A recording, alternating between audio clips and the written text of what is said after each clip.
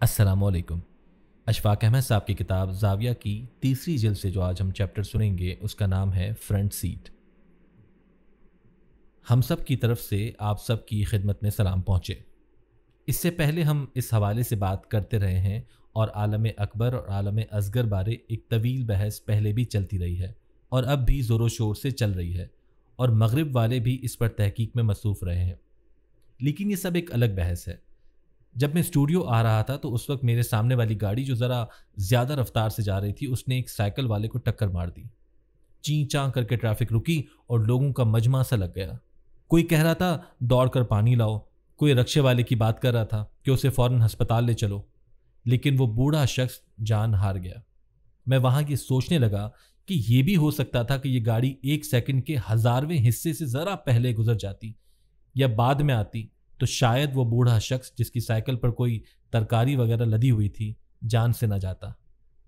लेकिन ख़वातीनो हज़रात, उसका वक्त तय था। उस गाड़ी ने अपने मुकर्ररा वक्त पर वहाँ आना था और उसे हिट करना था। हमारी रोज़मर्रा की ज़िंदगी में ऐसे कई वाक़यात रूनुमा होते हैं कि हम कहते हैं कि काश ऐसा ना होता, काश वो इस तरह से कर लेता। हमारे घरों में आम तौर पर औरतें कहा करती हैं कि मैं ना कहती थी कि लड़की का रिश्ता वहाँ ना करना, ऐसा तो होना ही था।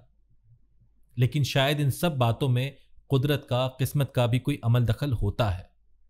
पिछले दिनों मैं इस्लामाबाद जा रहा था। मैंने एक ट्रक पर लिखा पढ़ा कि वक्त से पहले और किस्मत से ज़्यादा नहीं मिलता। मेरे नज़दीक वो ट्रक पर लिखी बात बहुत बड़ी थी।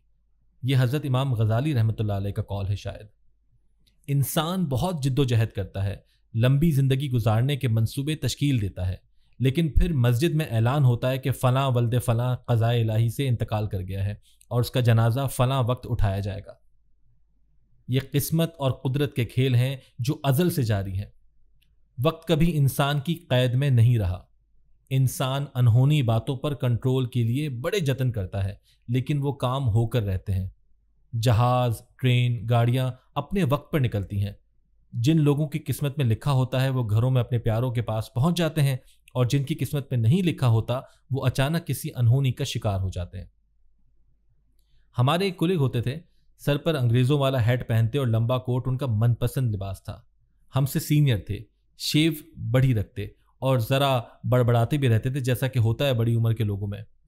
वो जब भी किसी बस या गाड़ी पर सफ़र करते हमेशा दरमियान वाली सीट पर बैठते। हमारा ख्याल था कि वो ऐसा करके ज़्यादा कंफर्टेबल या ज़्यादा आसानी फील करते हैं। एक दिन हम सब कहीं जाने लगे तो हमने उनसे कहा कि आप सीनियर भी हैं, इसलिए आप अगली नशिस्त पर बैठ जाएं। तो बग़ैर कुछ कहे निहायत डर के अंदाज में जल्दी से पिछली सीट पर दुबक कर बैठ गए। अब हम सब हैरान हुए कि इन्हें क्या हो गया। हमने उनसे पूछा कि सर, अगर आप अगली नशिस्त पर बैठते तो इससे हमें खुशी मिलती और आपके वक़ार में इजाफा होता। इस पर वो साहब बड़ा गुस्सा खा गए और हमें घूर घूर कर देखने लगे। इससे पहले हमने उन्हें कभी गुस्से में नहीं देखा था। हमें बड़ी तशवीश हुई कि न जाने हमसे क्या ऐसी गलती सरजद हो गई कि वो इस कदर कूल शख्स गर्मी खा गया है। हमने उनसे कहा कि सर, अगर आप अपने इस गुस्से की वजह बता दें तो हम इसके अजाले के लिए कोई कसर उठा नहीं रखेंगे। वो साहब कहने लगे कि तुम लोग मुझे आगे बैठाकर मारना चाहते हो। हमने कहा जनाब वो कैसे। अब हमें भी ज़रा गुस्सा आ गया कि हमने तो कोई ऐसी वैसी बात की ही नहीं। वो कहने लगे कि मेरे ख़ानदान में कई ऐसे लोग जान से हाथ धो बैठे हैं, वो उस वक्त मरे जिस वक्त वो गाड़ी की फ्रंट सीट पर बैठे होते थे। सामने से टक्कर लगी और वो सबसे पहले मारे गए। उन्होंने हमें ये बताकर भी हैरान कर दिया कि वो फ्रंट सीट की बजाय पिछली सीट पर भी नहीं बैठते ताकि पीछे से लगने वाली टक्कर के बाद भी वो बचे रहें। हमें उनकी बात सुनकर जहाँ सख्त हैरानी हुई वहाँ अंदर ही अंदर से हंसे भी, लेकिन उन पर हंसी अफशा नहीं होने दी ताकि वो कहीं मजीद बिगड़ ही ना जाए। ख़वातीनो हज़रात, अब आपको ये जानकर सख्त हैरानी होगी कि वो साहब भी ट्रैफिक हादसे में ही खालिक हकीकी से जा मिले। लेकिन जब वो हादसे का शिकार हुए वो एक बस की दरमियानी सीट पर बैठे थे और हादसा जीटी रोड पर हुआ। जिस बस में वो साहब सवार थे उसके सामने से आने वाली ट्रक की टक्कर होने लगी तो उनकी बस वाले ड्राइवर ने शायद अपनी साइड बचाने के लिए कट किया होगा और ट्रक उस बस के बिल्कुल ऐन वस्त से जाकर टकराया जहां वो साहब मौत से बचने के लिए बैठे हुए थे। और सबसे हैरानी और ताज्जुब की बात यह है कि उस एक्सीडेंट में सिर्फ वो साहब ही दुनिया फ़ानी से गए جبکہ باقی تمام سواریاں بالکل سلامت رہیں۔ ایسے واقعات میں انسانی ذہن بہت حد تک بے بس واقع ہوا ہے۔ حالانکہ اس نے چاند پر قدم رکھنے کا دعویٰ کیا، بلکہ وہ رکھ بھی چکا ہے۔ خونخوار جانوروں کو اس نے رام کر لیا ہے اور آواز سے بھی تیز جہاز بنا لیے ہیں۔ انسانوں کی ہلاکت کا وسیع پیمانے پر سامان اکٹھا کر لیا ہے، بڑے ایٹم بم تیار کر لیے ہیں، اور ملکوں کی لڑائی کی یہ پہچان بن چکی ہے کہ جی وہ ایک سیکنڈ میں اتنے لاکھ یا اتنے ہزار انسانوں کو موت کے منہ میں دھکیل سکتے ہیں۔ آپ نے دیکھا روس جو پہلے سوویت یونین تھا، اس قدر اسلحہ اکٹھا کر لیا تھا کہ اس کے پاس انبار لگ گئے تھے اور وہ سپر طاقت تھا، اور پھر ایک وقت ایسا آیا کہ وہاں بھوک اور غریبی نے ڈیرے ڈال دیے اور اس نے وہ ہتھیار بیچ بیچ کر روٹی خریدنی شروع کر دی۔ ہمارے بابے کہا کرتے ہیں کہ کسی بھی چیز کی بہتات قوموں یا معاشروں کے لیے بڑی نقصان دہ ہوتی ہے، اور جب قومیں کسی ایک چیز کے پیچھے پڑ جاتی ہیں وہ اس وقت گھاٹے کا سودا کر رہی ہوتی ہیں۔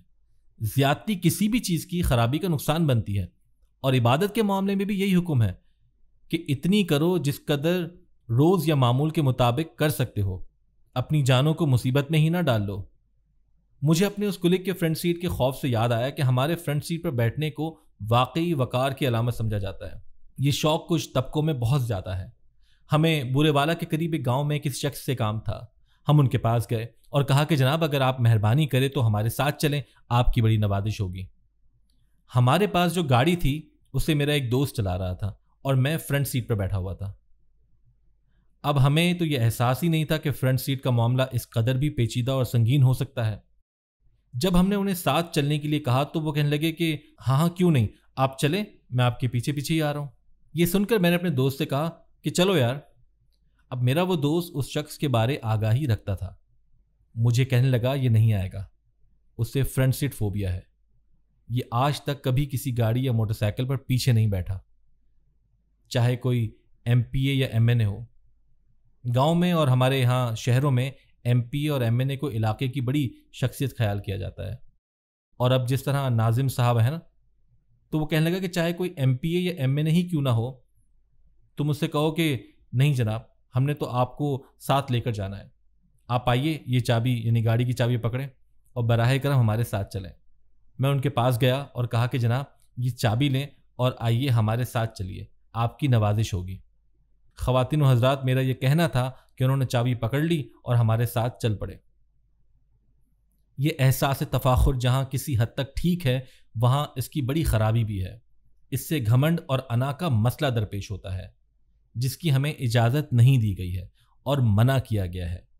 جو قومیں احساس تفاخر میں مبتلا ہو جاتی ہیں وہ بڑی کمزوریوں میں پڑ جاتی ہیں۔ اس کا مطلب یہ نہیں کہ ہم کسی انسان سے اس کا حسن احترام اور عزت نفس ہی چھین لیں، یہ ہر انسان کا حق ہے۔ ہمیں اس بات کا حق نہیں پہنچتا کہ ہم ایسے ہی جا کر بڑی عاجزی سے کسی کو 2-4 تھپڑ جڑ دیں اور کہیں کہ جی ہم نے اس کا گھمنڈ ختم کرنے کی کوشش کی ہے، اور اپنا گھمنڈ ختم کرنے کے لیے اپنے ہی چہرے کو مار مار کر سرخ کر لیں اور کہیں کہ ہم عاجزی کی طرف لوٹ رہے ہیں۔ ایسے تو یہ نہیں ہوتا ہے۔ گھمنڈ اور وقار میں فرق ہوتا ہے۔ ہم کسی غریب یا ضرورت مند کو آسانی فراہم کریں اور بجائے کسی پر ظاہر کرنے کے دل ہی دل میں خوش ہوں کہ اے اللہ تیرا شکر ہے کہ میں اس قابل ہوا کہ تیرے بندے کے کام آ سکا، اور آپ مجھے اور نوازنا اور عزت دینا کہ میں مزید اس کار خیر کو جاری رکھ سکوں، اور مدد کر کے خوشی محسوس کرنا وقار ہے۔ اور اگر کسی کی مدد کر کے اسے جتائیں یا کسی کمزور یا غریب سے پورے ہاتھ کی بجائے صرف 2 انگلیوں سے سلام لیں، جیسا کہ بڑے لوگ عام طور پر کرتے ہیں، گاڑی کا شیشہ تھوڑا نیچے کیا، 2 انگلیاں ملائیں اور شیشہ اوپر چڑھا کر چلے گئے، یہ گھمنڈ ہے، یہ ناپسندیدہ چیز ہے، اس کی اجازت نہیں دی گئی ہے۔ خواتین و حضرات، میں بھی ایسے ہی لوگوں میں شامل ہوں۔ میں نے بھی کبھی کوشش نہیں کی کہ اپنے محلے کے خاک روب کے کبھی گلے ملوں، اس سے محبت کی 2 باتیں کروں، اس سے دکھ سکھ کی بات کروں، یا اپنے مالی کے پاس کیاری میں جا کر بیٹھ کر کہوں کہ یار کام چھوڑ، 2 باتیں کرتے ہیں۔ آج کام نہیں کرنا، میں نے آپ کو وقت دینا ہے، کام پھر بھی ہوتا رہے گا۔ میں ایسا نہیں کر سکا، مجھے یہ سعادت نصیب نہیں ہو سکی۔ میں بھی فرنٹ سیٹ کے چکر میں ہی رہا ہوں اور گھمنڈ کی چادر تان کر دوسروں سے بچتا بچاتا ہی رہا ہوں۔ مجھے وہ شخص یاد آ رہا ہے جو ایک بس اسٹاپ پر کھڑا ہوا تھا، اس کے سینے پر ایک بیج سا لگا ہوا تھا۔ میں نے اسے لفٹ دے دی، وہ بڑا خوش ہوا اور کہنے لگا صاحب آج کل کے دور میں آپ نے مجھے لفٹ کیسے دے دی؟ آج کل تو لوگ زخمی کو سڑک پر تڑپتا چھوڑ کر بھاگ جاتے ہیں۔ میں نے کہا کہ بس میں گزر رہا تھا، ویسے میں اتنا اچھا آدمی نہیں ہوں جتنا تم سمجھ رہے ہو۔ میں نے تمہیں اکیلے کھڑے دیکھا تو ساتھ بٹھا لیا۔ یہ آج سے کوئی 10-12 سال پہلے کی بات ہے اور وہ 14 اگست کی شام تھی۔ وہ کہنے لگا کہ اس کے دفتر نے 14 اگست کی جشن آزادی کے سلسلے میں ایک تقریب کا انعقاد کیا تھا، تو جناب میں دفتر میں کلرک ہوں، سینئر کلرک، تو دفتر والوں نے مجھے بھی یہ بیج دیا۔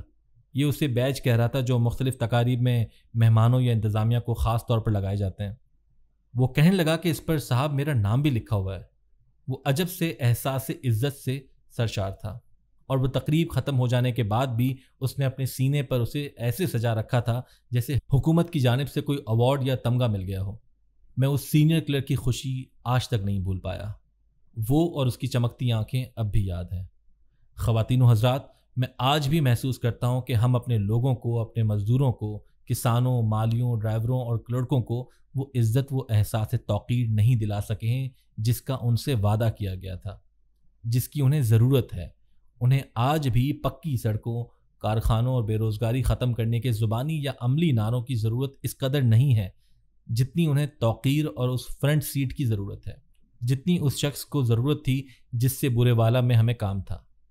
قسمت پر یقین کے ساتھ ساتھ جس چیز پر ہمیں ایمان پکا کرنے کی ضرورت ہے وہ یہ بھی ہے کہ ہم لوگوں کو عزت عطا کریں، محبت عطا کریں، ان کی تذلیل نہ کریں۔